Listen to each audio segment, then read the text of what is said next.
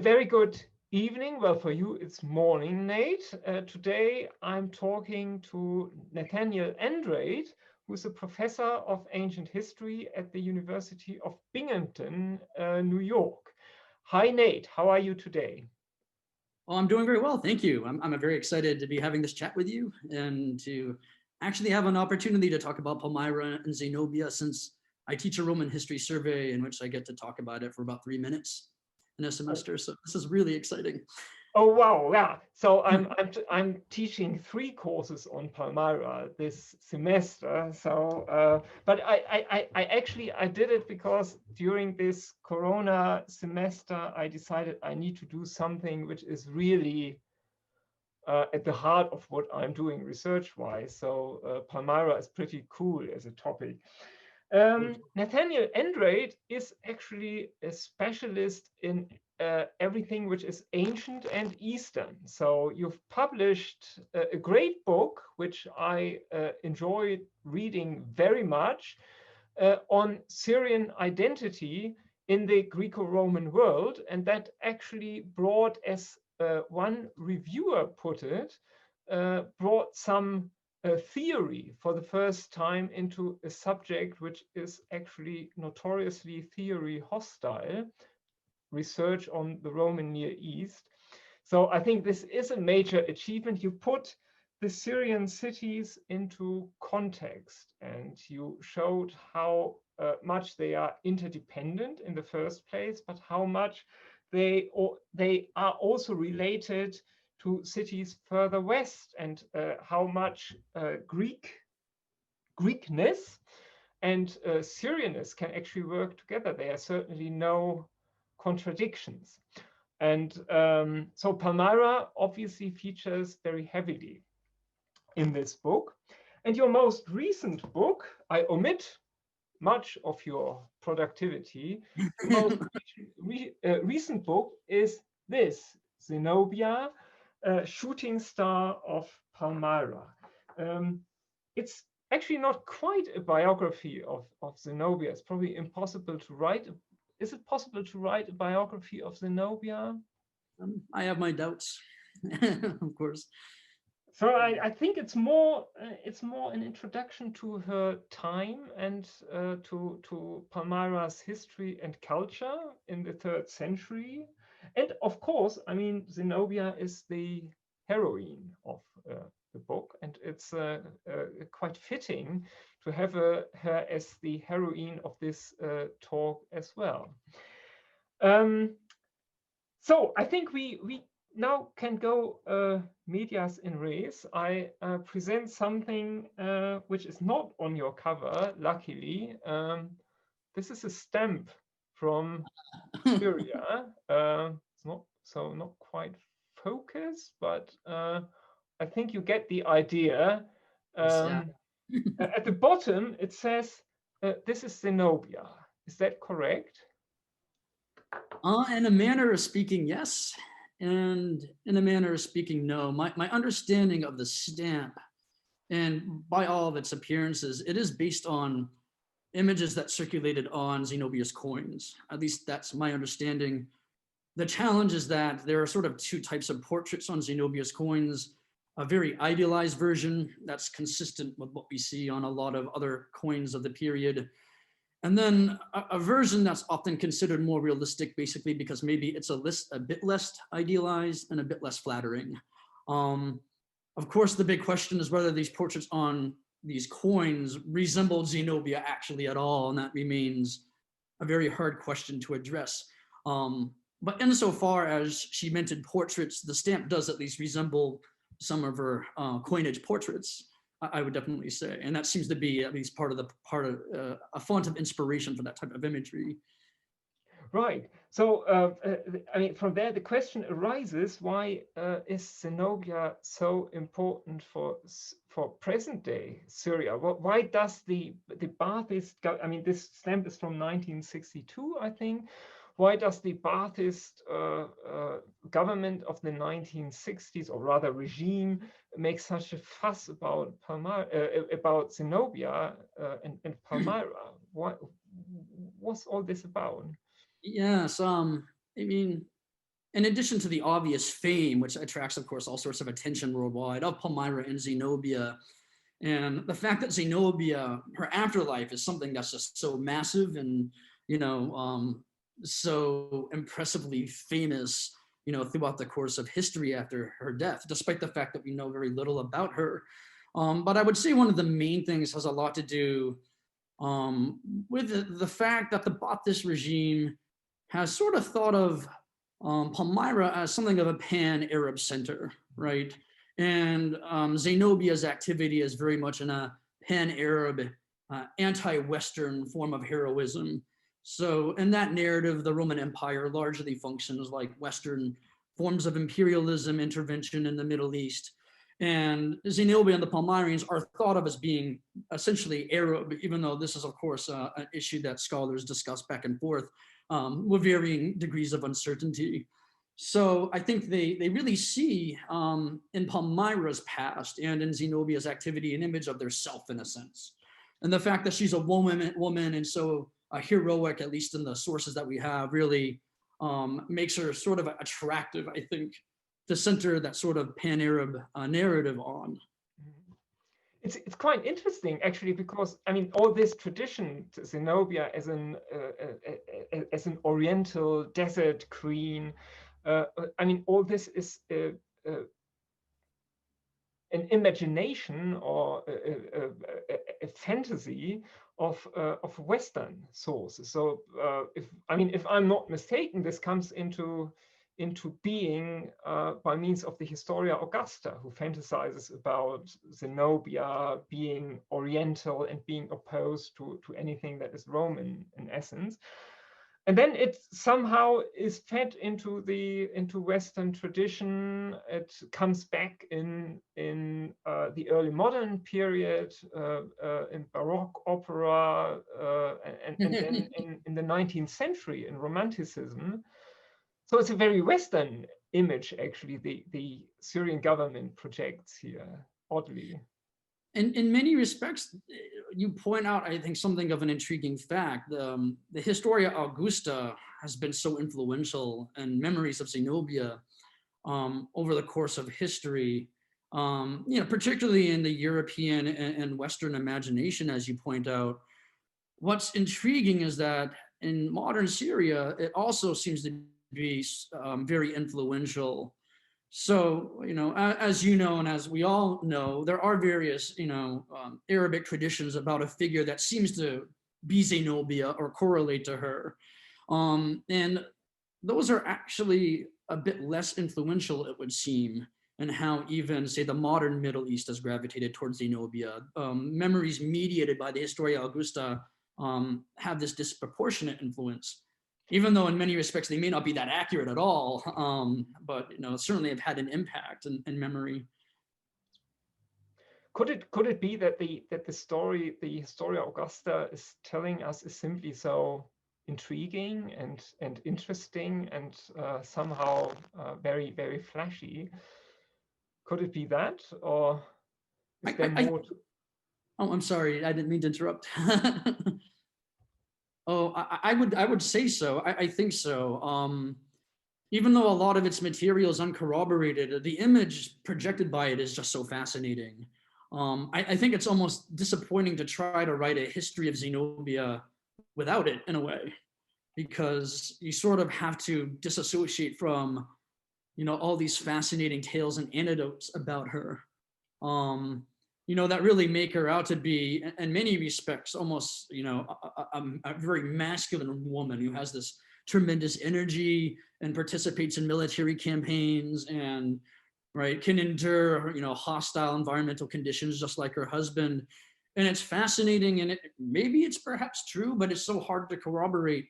But those details are so fascinating. And in many respects, the material we get from other sources generally are not. Although I would say the Arabic traditions are fascinating in their own right, but certainly what we get out of Zosimus and, various, very, I guess, fragmentary sources just doesn't really seem to measure up in quite the same way.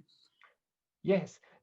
Could it be that what is so what has been so fascinating about Zenobia in Roman eyes is the scandal. I mean, is it for a Roman? Is it scandalous that a woman is so manlike, warlike? I mean, we've seen all kinds of female figures in antiquity, like Cleopatra, or also maybe Julia Domna, Septimius Severus's wife. So she's also seen as a little bit of a scandal, maybe. All the women of the Syrian dynasty surrounding Septimius Severus.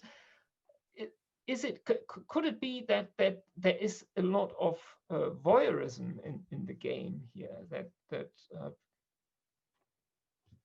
people find that simply scandalous and attractive for that reason? I think so. I certainly would say that the Historia Augusta really sets up Zenobia's power, right, as a contrast to Gallienus.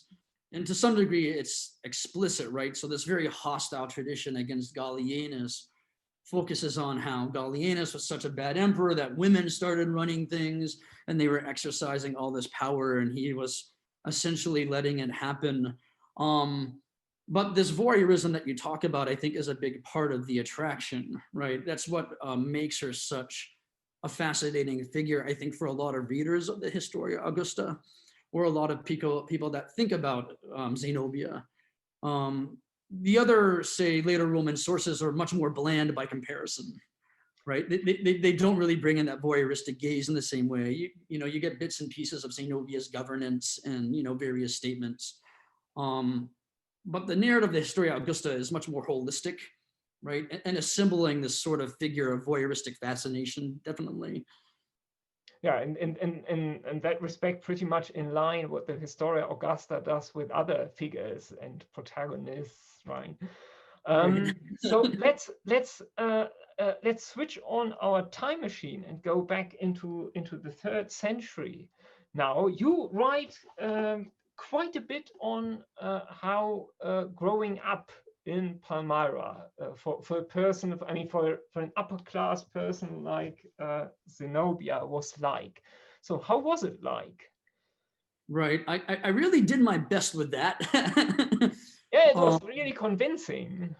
Oh, I appreciate that. It was, difficult to try to assemble a lot of the pieces, and there always will be things that are, speculative, or that we can assume maybe, were exceptions to the rule, right? Was Zenobia's childhood unique, or was it consistent with what we can expect among, say, Palmyrene women and children?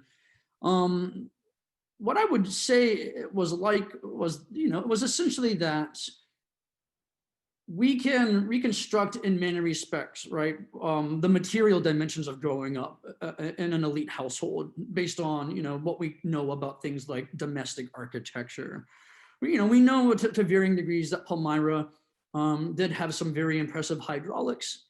There was some, impressive means of bringing water into the city and into houses.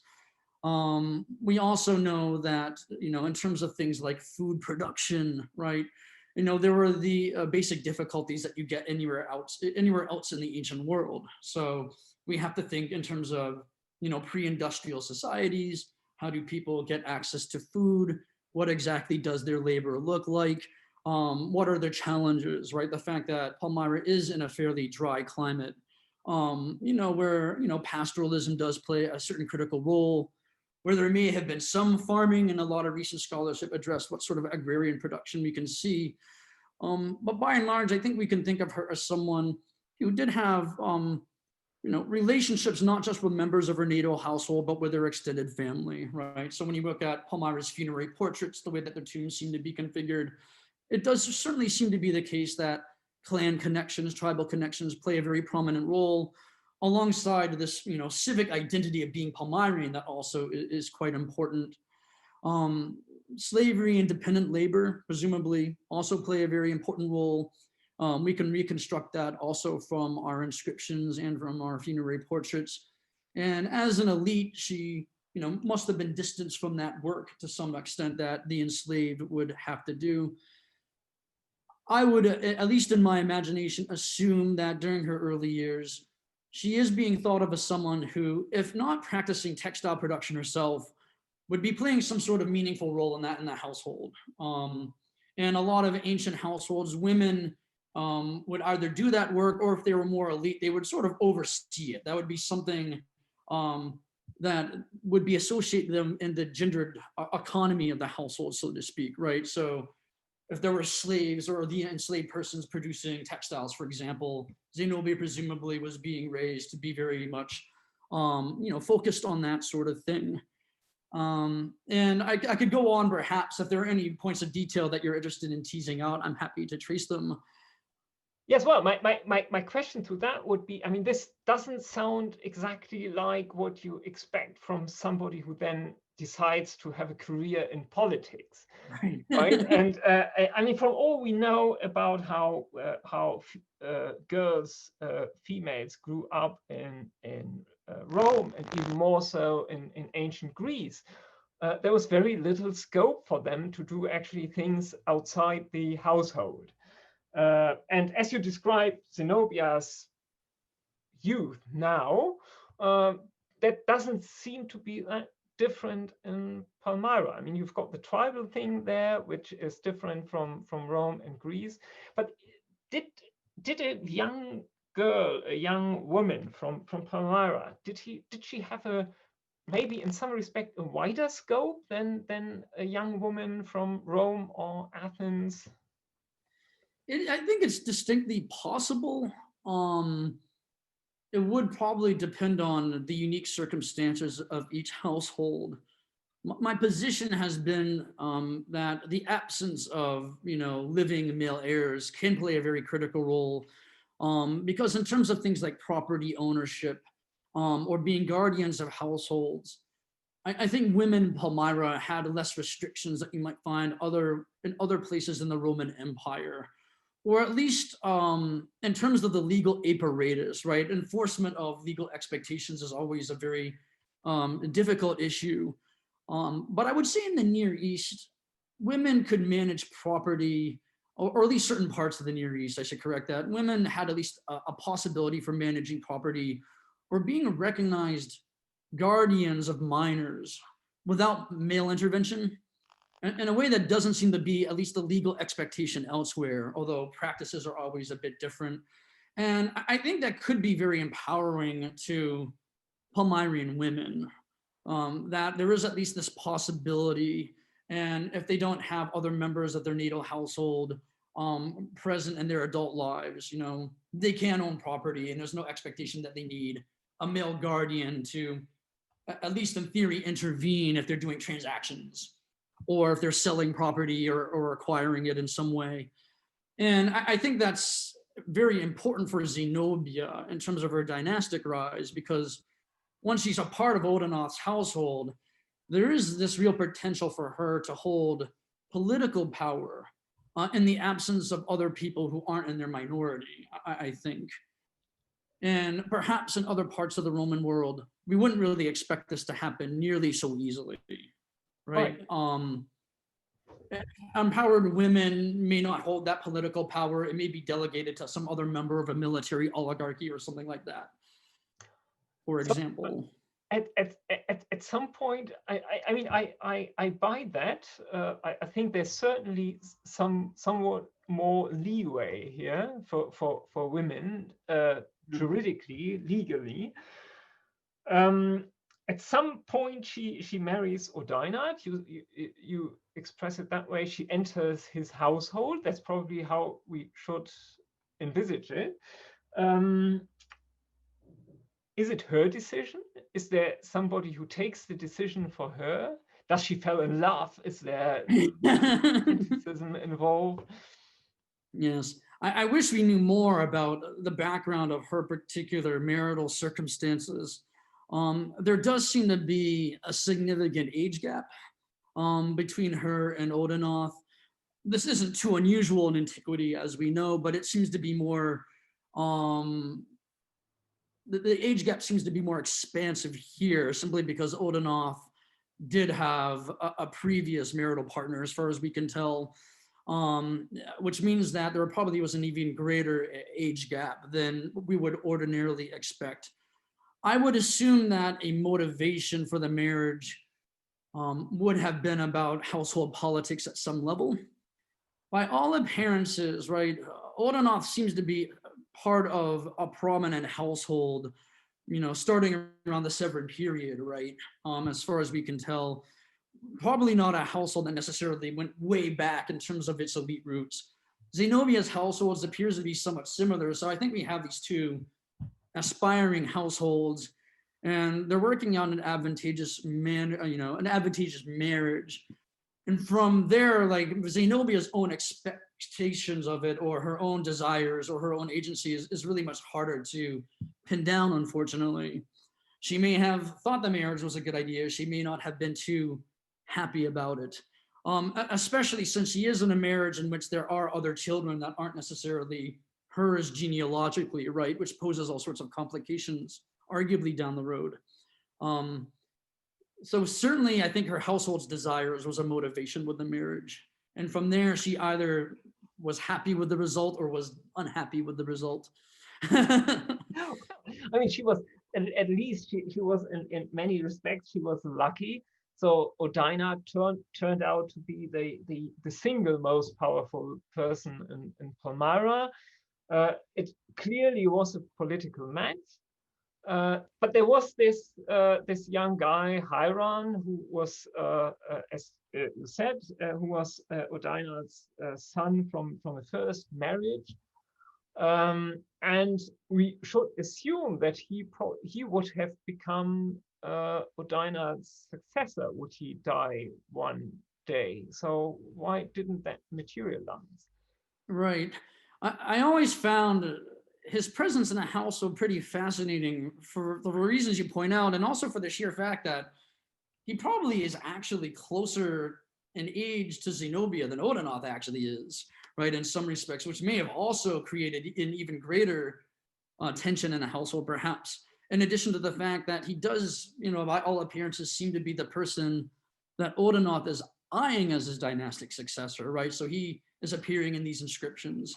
In a way that, Wabeloth isn't necessarily, right, in the period before Odenath's death. And the fact that Hiron really, at least according to like the Historia Augusta and other sources of the period, does seem to die along with Odenath, right, raises all sorts of issues for us. And we do have to wonder what exactly happened there. And of course, there is this tradition that Zenobia was involved. That's actually part of the fascination that you mentioned of the Historia Augusta and the voyeuristic gaze it constructs, right? We see this, dynastic bloodletting playing out, right? Zenobia, a stepmother to Hiron, perhaps eliminating him while also being very close in age to him. It does seem to be very, very intriguing, certainly. In any respect, the death of Hiron is convenient for Zenobia. I think it's hard to doubt that. The role that she plays is harder to ascertain, unfortunately. But you wouldn't say we can't rule out that she had a role in that, or indeed in Odinath's death. Right. I don't think we can dismiss it wholesale. We can certainly come up with alternative scenarios and possibilities. But her involvement, I think, remains an open issue. If for no other reason that it is very practically helpful to her. Yes. That Hiron is, no longer right there to be the next dynastic successor. And the fact that it does to some degree endanger Wabeloth, presumably, right? Especially assuming that there's some tension internal to the household. Maybe Hiron doesn't want his younger half-brother around, right, as he's consolidating power. Yes. So, I mean, we can't rule out anything here, but it's at least it's an interesting thought that Zenobia might be behind this major change, which then affected Palmyra. So let's try to come to grips with this situation. So we are in 267 or early 268. Odinard is dead for some reason. We don't know exactly why, but he isn't there anymore. So I mean, let's see it from a Roman perspective for a minute. What is the Roman emperor supposed to do now? The great man gone. Precisely. That's a very challenging question to answer, because the chronology of 267 and 268 and who is emperor when is also very, very tortuous. And I think it's relatively safe to say that the people who eliminated the Emperor Gallienus, who by all appearances died just a matter of months after Odenath, did want to rein Odenath's household back in. I think we can state that with a fair degree of confidence, especially just based on what happens in subsequent years. And although Claudius's reign is short-lived, Aurelian clearly makes it his mission to create one unified empire. A big issue is, once again, the Historia Augusta. Is it accurate, right, in reporting that there is some sort of expedition into Zenobia's realm? And is it accurate in claiming that Gallienus was behind it? Or is it the case, as is a common theory, that it was really the murderer and successor Claudius who was behind it? So it's very hard to tell. It's possible that Gallienus might have been happy with just having, Zenobia's dynasty, rule for a bit longer. Or maybe he's under pressure by his officers to rein Odenath's dynasty in. Certainly people at his court want that dynasty to be reined in, I think. And it is problematic that by all appearances, Zenobia's household seems to be claiming titles without necessarily coordinating with the imperial court, or without seeking its permission and consent.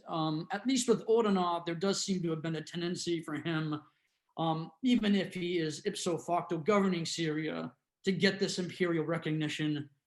Zenobia does seem to be claiming certain titles that had belonged to Odenath without getting that clearance.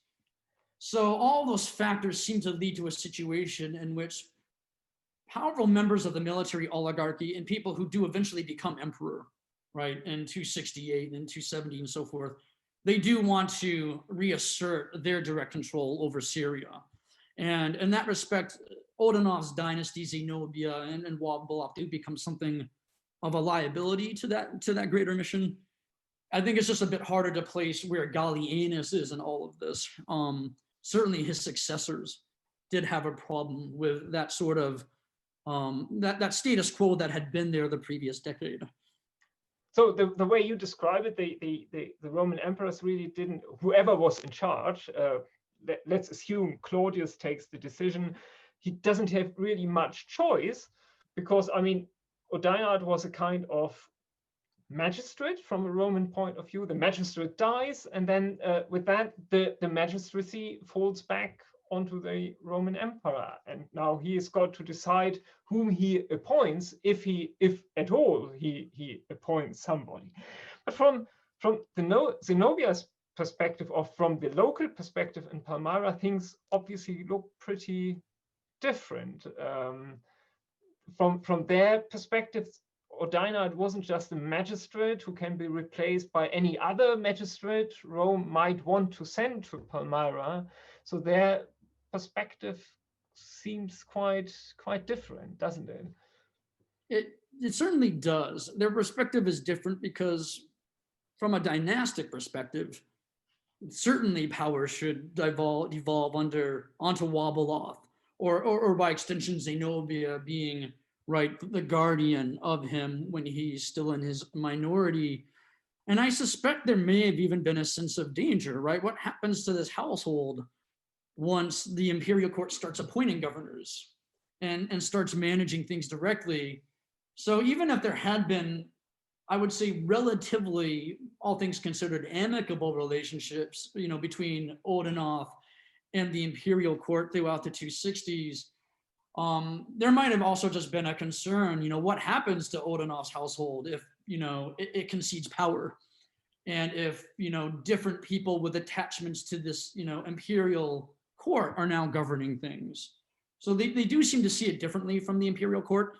And I think self-preservation to some degree might even be a matter of concern here. Is it safe to relinquish that power now that they have it? So you say Zenobia didn't have much option either. She couldn't just say, well, no, I'd rather not take over this responsibility. She had to take it. I think that's accurate. My take on Zenobia has always been that she finds herself in very narrow corners politically for factors that are really far beyond her control.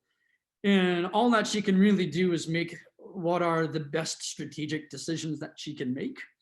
And this might be a sort of case in point, independently of her ambitions. And of course, the Historia Augusta depicts her as an ambitious person, right? Someone who wants power, who's, happy to kill for it, even internal to her own household. I think she often finds herself in positions in which it's somewhat dangerous not to behave assertively, right? If she wants to protect her household, in addition to whatever prominence and dynastic, legitimacy she wants to retain as well, she really does have to make these sort of assertive political decisions. So yes, I'm going to govern Palmyra in Syria, regardless of what the imperial court thinks. And this probably plays into her, some of her more ambitious military expeditions, I think, right? So just a very, very, very far-fetched parallel, a little bit like Augustus when he was 18 years old and the great Caesar's heir, and he, in that situation, he couldn't just say, well, no, I'd rather like to stay a private person. I think you're absolutely correct, especially since he does actually, at least according to the historiographical traditions, eliminate, right, Caesar's son with Cleopatra. It can be dangerous to be an heir. Yes. Whether you like it or not. Yes. Oh, indeed. But for sure, I think it's so you see Zenobia driven by external factors, and I think I very, very much agree with that. But she's also she's an excellent strategist. So she makes the very best of this deadlock situation for her. So what's her strategy? What are her steps? What is she going to do next? Right. I think in addition to whatever consolidation has to happen in Palmyra and Syria, which we don't really get a clear gaze into, right? There is discussion that she wins over, or at least in the sources, she wins over her husband's supporters. Presumably she's eliminating any serious rivals. And I think her strategy at this point is largely, again, based on this narrow corner that I mentioned. For whatever reason, she recognizes with, I think, a fair degree of accuracy that some sort of showdown with the imperial court is going to happen, independently of whether that expedition we were talking about actually occurred or not. If it occurred, certainly it's recognizable that some sort of military conflict is going to happen. But even without it, there probably are signs that she and the imperial court are going to be in some sort of military confrontation. And I really think that it does explain, right, her military activity in the province of Arabia.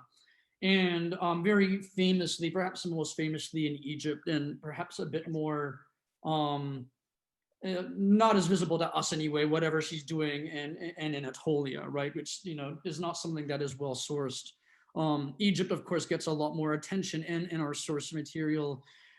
I think what essentially she's doing is that once she recognizes that there is some sort of inevitable conflict, the best that she can do is try to level the playing field so that she has more resources, control over more wealth, control over more military manpower.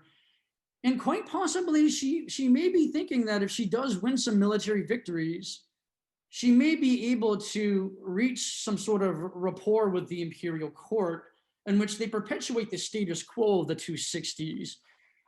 In retrospect, this may seem very far-fetched, right? It may seem just very antagonistic, right, to take over Egypt, to fight against Roman soldiers. And certainly given the response from Aurelian, it does seem to have played out in a very antagonistic way. But in 270, the perspective might be, well, over in Western Europe, there's been another Roman emperor for the last decade. There has been sort of this persisting rapport, yes, with all sorts of tensions and animosities and potential for hostility. And if she wins these military victories, maybe at least for the time being, the imperial court backs off. It decides maybe for the time being, it's not worth it to fight Zenobia. Maybe it's more important to restabilize, say, the frontier in Eastern Europe. And so I think the calculation is that she has nothing to lose by engaging in offensive expeditions. If a war's going to happen, oh, I'm sorry, go ahead. Might the idea also be that she wants people in the East to rally behind her? So, I mean, that she gains profile as a successful leader who can actually defeat the Romans. And so the next question then would be, does that maybe ironically make the Baathist Syrian perspective to a degree correct, that she actually is an anti-Roman, anti-imperialist leader of the eastern provinces? I think she certainly can be construed as such if we're thinking in terms of the binary relationship between her and the traditional Roman imperial court. Certainly by rallying people in that part of the Eastern Roman Empire, it gives her more leverage, right? Whether we think of it as military leverage in a confrontation or negotiating leverage. And the Historia Augusta, quite famously suggests that she's modeling herself on other Eastern dynastic figures, particularly women. It's hard to corroborate that, but there probably is at least some truth in that. And as someone who thinks of herself, as a dynastic figure in Syria and other adjacent parts of the Near East, I think she certainly does see herself as a governing figure as distinct from, say, Roman figures farther west. I think what complicates it is, of course, this broader issue of what it means to be Roman, right? Can you be, Roman and Syrian, and can you practice a different type of Roman culture than what you might get in, say, Eastern Europe or Western Europe or Italy? And in that sense, she may have thought of herself as controlling, right, her own part of the Roman imperial state, especially since she is late in acclaiming the title of Augustus for her son, right? So she engages in these campaigns. She doesn't really claim imperial titles. There is this sort of notion that she is governing the region on behalf of the Roman imperial court. At least that's what she seems to be communicating to her subjects. And I think to some degree, she is trying to communicate this to the imperial court. Oh, this is still the Roman Empire. I'm still governing it. People in Roman Syria are, of course, Roman in a different way. We may be managing things differently. And I may be holding this powerful governor power, whether or not the imperial court likes it. And I guess this is a long-winded way of saying that in some respects, that image is correct. She very much does behave very antagonistically to the Roman imperial court. The question is, I guess, what's the ideological framework or the cultural framework within which she's working? That's harder to reconstruct because there is this continuum with Near Eastern traditions, to be sure. She may be reconstituting them, though, as different ways of being Roman, right? Different form of Roman governance. Exactly. I think that doesn't mean that she operates outside the framework of the Roman Empire. She may still be within that framework, even though she's antagonistic to the imperial court in Rome. And I think we can probably reconcile those two things.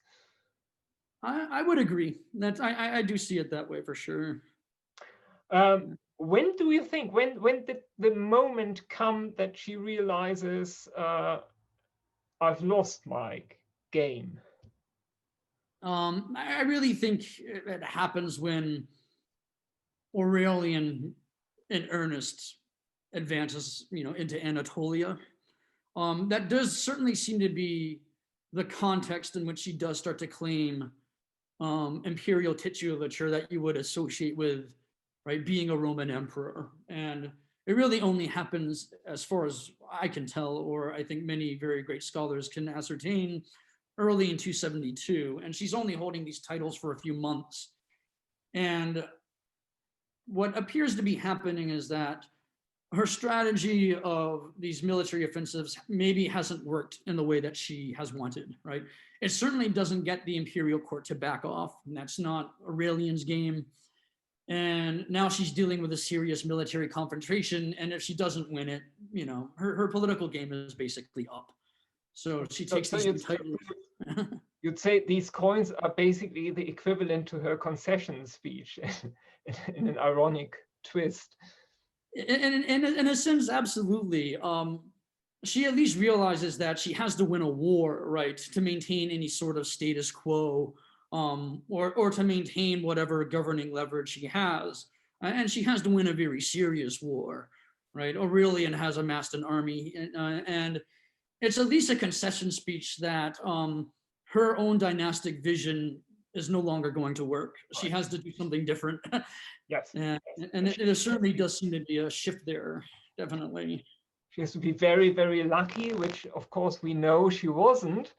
Then there are all kinds of stories in our evidence. What happened to Zenobia after her defeat?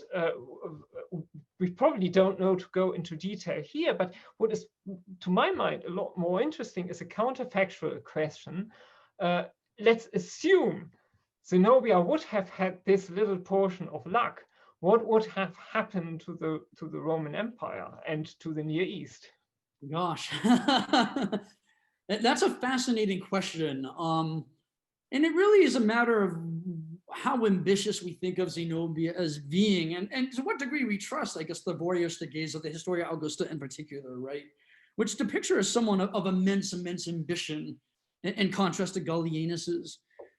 In my view, given just how narrow politically Zenobia's options often were, and I think she had, for the greatest part, at least in terms of her relationships with the imperial court, she typically didn't hold the cards she wanted.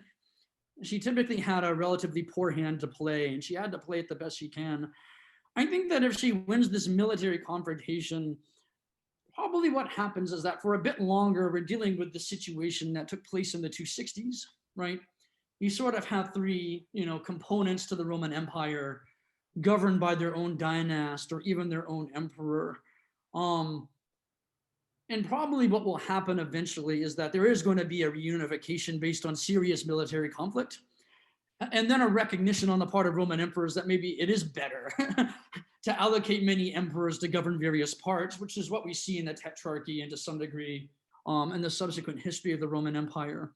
I think it would have perpetuated for a bit longer this rapport we're seeing after the 260s, where you have different dynasts, they're governing, they're in a very complicated relationship with the imperial court. I can't imagine her that she would ever actually try to take over the rest of the Roman Empire or anything like that, which is sometimes something that we see. I think it was a matter of basically maintaining as much leverage and as much stability to her position as much as possible, which would have involved keeping Egypt and, swaths of Anatolia, and of course control over Syria and Arabia. There might have been some more boundary changes, some more military offensives. I think eventually what plays out historically is what would have happened. I just think it would have taken longer. Right. So your opinion is basically it's a structural thing rather than the contingency of these 2 or 3 battles we have here. So in the long run, Palmyra is not fit to be the big imperial center in the Western Hemisphere here. Precisely. I think the goal of the imperial court would have been to depose Ouranos dynasty once it actually was in a position to do so. And when it could do so is, of course, an open question because the political history is so complicated. We know that Aurelian did it. Presumably, there would have been other emperors with that ambition and with the means to do it. Well, as an economic historian, I would of course object that they would have a hard time in Italy without Egypt, without the grain supply from Egypt, or with a grain supply which needs to be negotiated all the time, and without the economic heavyweight of the eastern provinces. For Right. Italy, it would have been tough. I don't say it would have been impossible to reconquer the East, but it would. Yeah. People in Italy would have had a hard time, I guess. I think you're absolutely right about that. And I think you make a valid point that I haven't thought about, right? What are the long-term implications of the central administration not having Egypt? Yeah. Presumably, the longer that this goes on, the worse the situation is. That also might create a sense of desperation on the part of the imperial court to defeat, right, the Eastern dynasty at all costs. And it may be one of the reasons why Aurelian goes after Syria first, right, instead of Gaul. Yes. Just because economically it is so important. And yeah, I think that complicates the issue. What happens if this goes on for decades upon decades? It certainly creates the incentive for the imperial court to attack immediately without too much delay. And not in order not to lose that that backing from people in the West, because I mean things would have become pretty unbearable in Italy and in the big cities there, I guess. Nate, thank you so much. I've learned a great deal from this conversation on Zenobia. I knew from your book that we are not that terribly apart as far as Zenobia is concerned, but I think direct conversation always clears up matters further.